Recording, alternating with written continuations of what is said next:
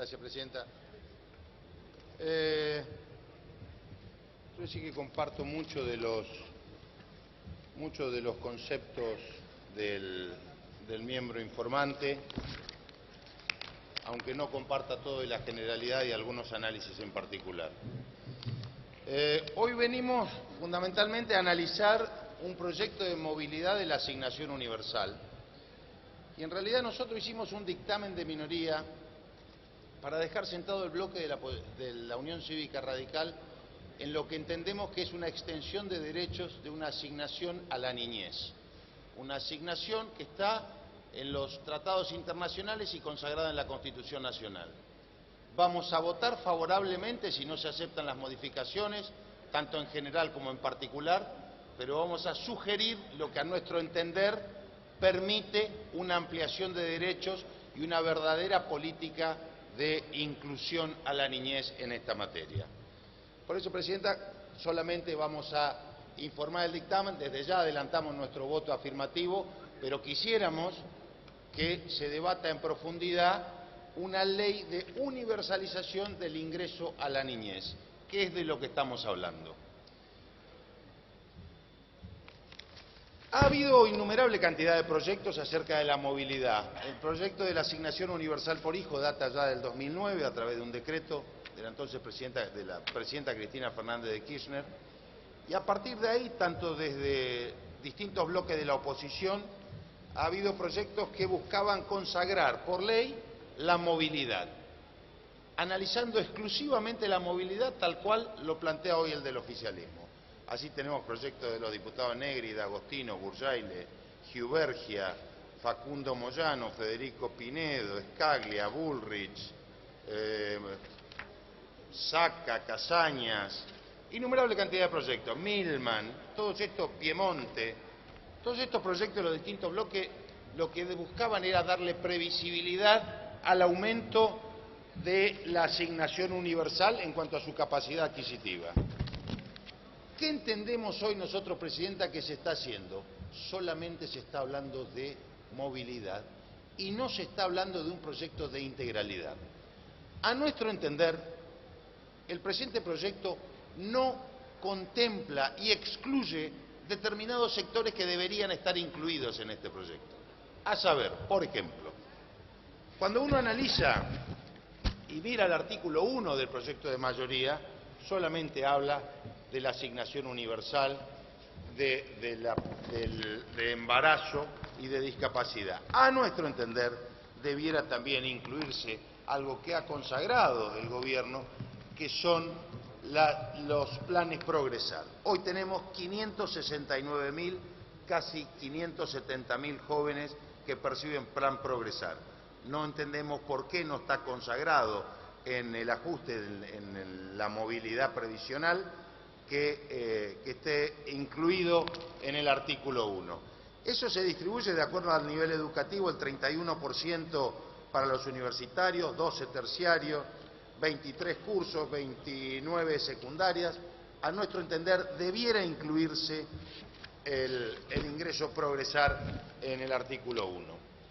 En el artículo 2, Presidenta, nosotros entendemos en nuestro dictamen que resulta restrictivo entender que solamente en la Patagonia percibirán un 30% más los chicos la asignación universal por hijos. ¿Y por qué entendemos esto? Porque soy diputado por Formosa, conozco la realidad del norte y muchos de ustedes conocen la realidad del NEA y del NOA. Los índices de pobreza, más allá que hoy no los tenemos, y a mí me gustaría discutir los índices con números, no con suposiciones. Por eso cuando uno duda de esto, lo mejor que podríamos tener es estadística para ir al INDEC y no presuponer para que a través de determinadas políticas hayan subido o bajado los índices de desocupación o de pobreza. Lo mejor sería tener números. Y hoy los números de la pobreza en el NEA y en el NOA superan en 3 y 4 veces la Patagonia. Por lo tanto, a nuestro entender, Presidenta,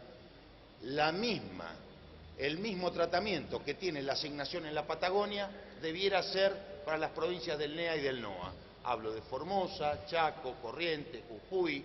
Quiero decir que involuntariamente hemos omitido La Rioja en nuestro dictamen, que obviamente debiera estar. Todas las provincias del NEA y del NOA. Hay un punto que resulta bastante incomprensible. Mire, están excluidos los monotributistas. Hoy el nivel de ingreso para tener derecho a percibir la asignación universal por hijo es de 7.500 pesos. Sin embargo, tenemos monotributistas que están por debajo de ese nivel de ingresos, que la mayoría tienen locación de servicio y la inmensa mayoría son contratados por el Estado, que no perciben la asignación universal por hijo. ¿Y qué cosas deben pagar los monotributistas y qué cosas no tienen? Deben pagar AFIP, deben pagar ingresos brutos, no tienen ART, no tienen aguinaldo, no tienen vacaciones, y si a todo eso le sumamos, no perciben la asignación universal por hijo. Lo que estamos pidiendo al bloque de la mayoría es que este proyecto es un proyecto serio, repito, acompañamos mucho de los conceptos que se ha dicho, pero que merece la inclusión y merece el tratamiento de determinados sujetos que hoy están excluidos.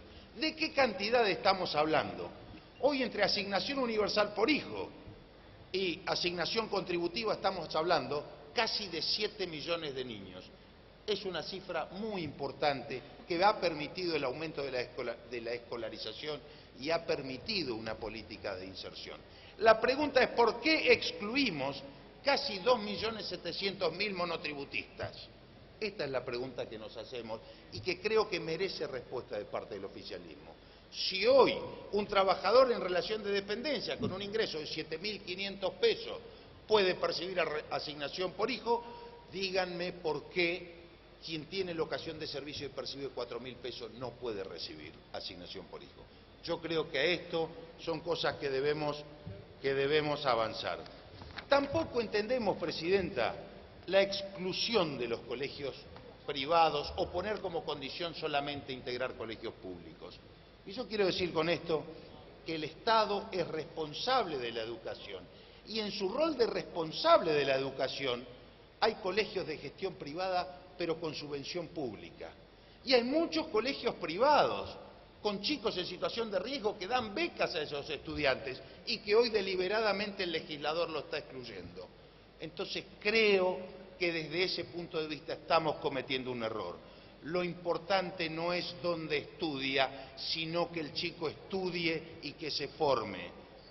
El nivel de ingreso va a dar si le corresponde o no percibir la asignación universal. En ese límite estamos y eso compartimos. Pero nos parece que esa limitante debiera ser excluida, señora Presidenta.